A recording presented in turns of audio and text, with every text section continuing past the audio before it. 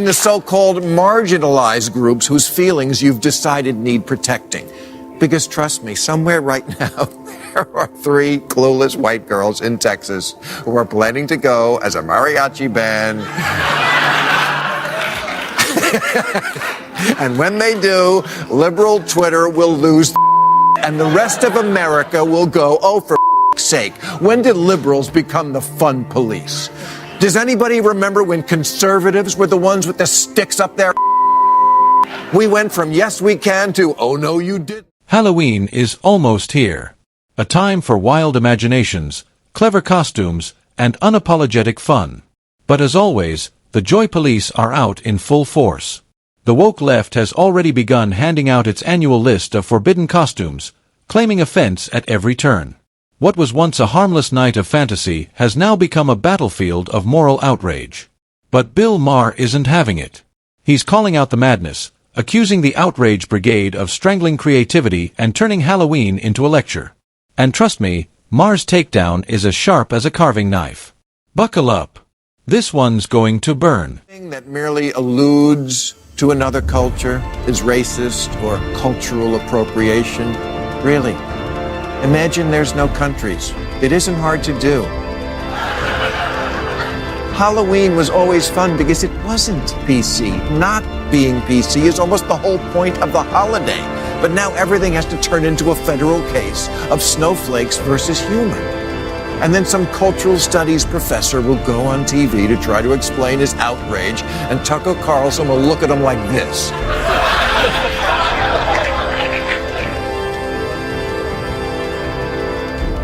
Maher's absolutely right. Not every costume or action on Halloween amounts to cultural appropriation. Sometimes it's just admiration. People celebrating the beauty, artistry, and creativity of other cultures. Humans have always borrowed, shared, and evolved through cultural exchange. A kimono, a sari, or a mariachi suit doesn't always signal mockery. Sometimes it's simply appreciation for global traditions. We're a planet of diverse races and vibrant histories. And it's perfectly fine to explore and participate in what makes each culture unique, as long as it's done with respect, not ridicule. Halloween at its core is about imagination and play, not politics. Turning every costume into a moral issue only divides us further. Maybe it's time to remember that curiosity and connection are far better than censorship and fear. With the Democrats on the issues, they just find the woke people irritating as hell. In a new poll, 80% of Americans find political correctness to be a problem, including 75% of African Americans, 74% of Americans under 30, 82% of Asians, 87% of Hispanics, 88% of Native Americans. If you're not a statistician, let me break those numbers down for you. Nobody likes you. Exactly. Political correctness and cancel culture have grown into powerful forces that now stifle free speech, creativity, and individuality. What began as a call for sensitivity has morphed into a culture of fear where people second-guess every joke, opinion, or costume, worried they might offend someone. This anxiety has seeped into even the most harmless traditions like Halloween. Freedom of expression isn't just about what we say. It's also about how we express ourselves, including what we choose to wear. When society starts policing costumes, we lose the joy of creative expression and the very spirit of the holiday. Americans shouldn't have to apologize for being imaginative or for celebrating culture. As Ma points out, the true threat isn't a controversial costume. It's the chilling effect that political correctness has on our ability to simply be ourselves. So-called marginalized groups whose feelings you've decided need protecting. Because trust me, somewhere right now, there are 3 clueless white girls in Texas who are planning to go as a mariachi band. And when they do, liberal Twitter will lose their and the rest of America will go, oh, for sake, when did liberals become the fun police? Does anybody remember when conservatives were the ones with the sticks up there? We went from yes we can to oh no you didn't. Ma raises an important point. The very people the woke mob claims to be defending often don't care in the slightest. In fact, Many of them actually enjoy seeing others embrace and celebrate their culture. They see it as admiration, not appropriation. Whether it's someone wearing a kimono, a sombrero, or an African print, most people from those cultures appreciate the curiosity and respect that come with cultural exchange. They understand the difference between mockery and appreciation, something the outrage crowd seems to have forgotten. Halloween, after all, is a day meant to celebrate creativity, diversity, and the shared joy of human expression. It's ironic that the self-appointed protectors of these cultures are the ones creating division, while those they claim to defend are simply having fun. Maher's point lands perfectly. Sometimes the offense exists only in the minds of the perpetually offended. Is too much for your fragile sensibilities, and you're worried about seeing someone wearing something that's on the forbidden costume list.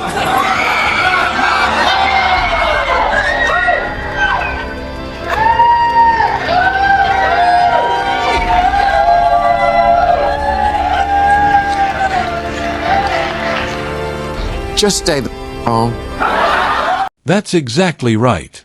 If a Halloween costume is enough to ruin your night, maybe the best solution is simple. Go to bed early. Every year, a wave of self-righteous articles and videos emerges, lecturing everyone on what's acceptable to wear and what's problematic. It's exhausting. What used to be a light-hearted night of imagination has turned into a cultural minefield where even fake fangs or face paint can spark outrage.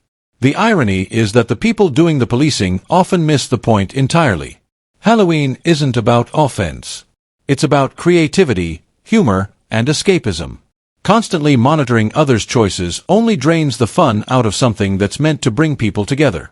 Maybe instead of scrolling through lists of forbidden costumes, we should all just let people enjoy themselves for one night without turning it into a moral battlefield. Through this lists of costumes you better not wear, lest a night of irreverent dress-up spiral into something that resembles fun.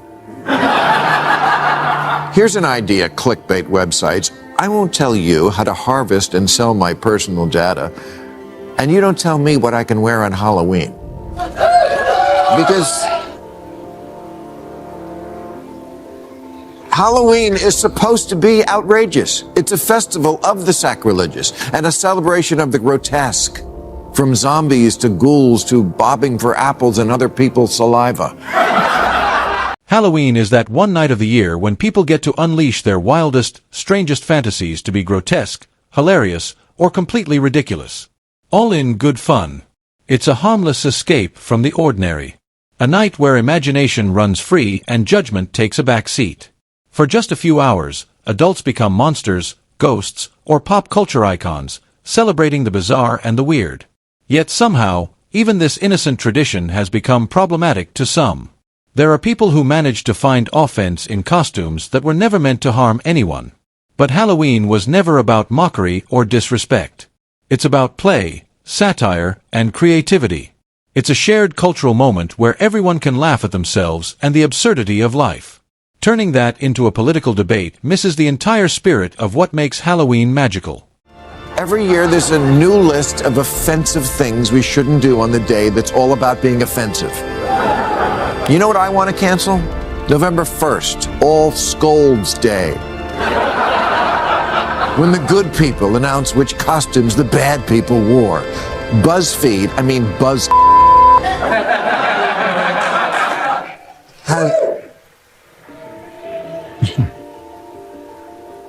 has a list of 23 costumes they're literally begging you not to wear. Of course, this year the number one no-no is serial cannibal and Netflix sensation Jeffrey Dahmer. Well, the argument against wearing a DMER costume is that it supposedly glorifies him. That by dressing like him, you're somehow turning him into a hero. But that's not how most people see it. And it's certainly not the point. Halloween has always been about the macabre and the grotesque, celebrating the strange, the dark, and the horrifying in a tongue-in-cheek way. Dressing up as Maher isn't an endorsement of his crimes. It's an acknowledgement of how deeply his story shocked and fascinated the public. It's no different from someone dressing as a vampire, a zombie, or a movie villain, all of which are rooted in horror. The costume is about exploring the eerie corners of human imagination, not celebrating evil. Sometimes society forgets that Halloween is satire and disguise, not a moral statement, but a night of make-believe. Bay has already banned selling it because otherwise it would be impossible to find a blonde wig and aviator glasses. Simone Biles tweeted, "Put the Jeffrey Dahmer costumes back in the closet. We ain't having it." Who's we? What's with the we? Who and made you the great punk? Banning costumes like Maher's is almost laughable when you think about it. You can't really stop people from being creative. Anyone with a little imagination can walk into a thrift store, buy a pair of glasses, a button-down shirt, and a wig, and voila, they've recreated the look. There's no official DMER costume police, and trying to ban something so easily replicated only makes the outrage seem pointless.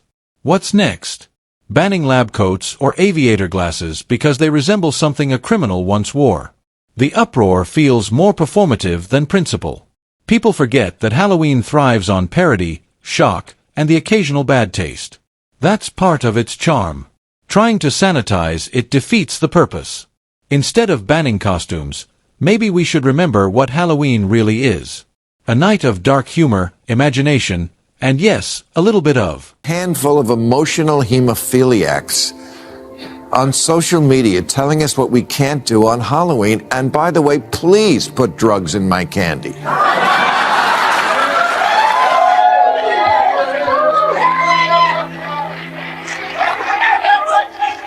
Listen to these other verboten costumes on stupid lists this year, including Queen Elizabeth because it's too soon.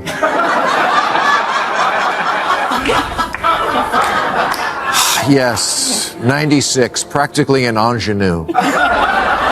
This is actually hilarious when you think about it. Halloween at its core is meant to honor and remember the dead. A night to acknowledge those who have passed, whether it was centuries ago or just last year. So when people suddenly decide that dressing up as Queen Elizabeth is offensive, it makes no sense. By that logic, we'd have to ban half of history.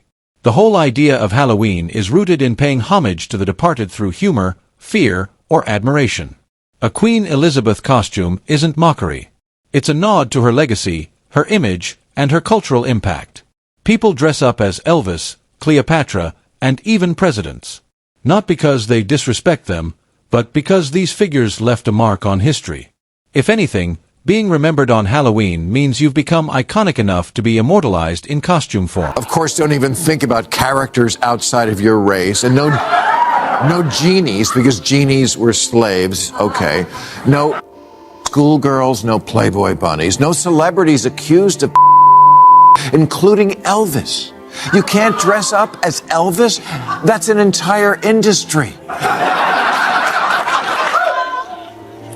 So, if we can't dress up as the people Maher just mentioned, then who exactly is left to portray? It's almost comical. Even the so-called safe Halloween costumes that the left loves to defend come with their own dark history. Let's be honest, witches, devils, zombies, vampires, none of them were saints. They all have roots in fear, superstition, or evil. Yet somehow that's considered acceptable because it's been culturally sanitized over time. The hypocrisy is glaring. We celebrate fictional villains, but draw the line at real-life figures. Halloween has always thrived on irony and exaggeration. It's a mirror to humanity's fascination with the forbidden. The moment we start overanalyzing costumes, we drain the creativity out of a tradition meant to be outrageous. If nothing's off limits in art, why should Halloween be any different? At the end of the day, Halloween was never meant to be a moral debate. It's a night to laugh, scare, and celebrate the wild diversity of human imagination. Turning every costume into a controversy misses the spirit of it all. As Maher argues, the real monster isn't the costume. It's the culture that insists on policing fun. Maybe it's time we stop overthinking, stop judging, and just let people enjoy Halloween again. And this brings us to the end of today's video. If you enjoyed it, then hit the like button and subscribe to this channel for more videos like this. Thanks for watching, and I'll see you in the next one.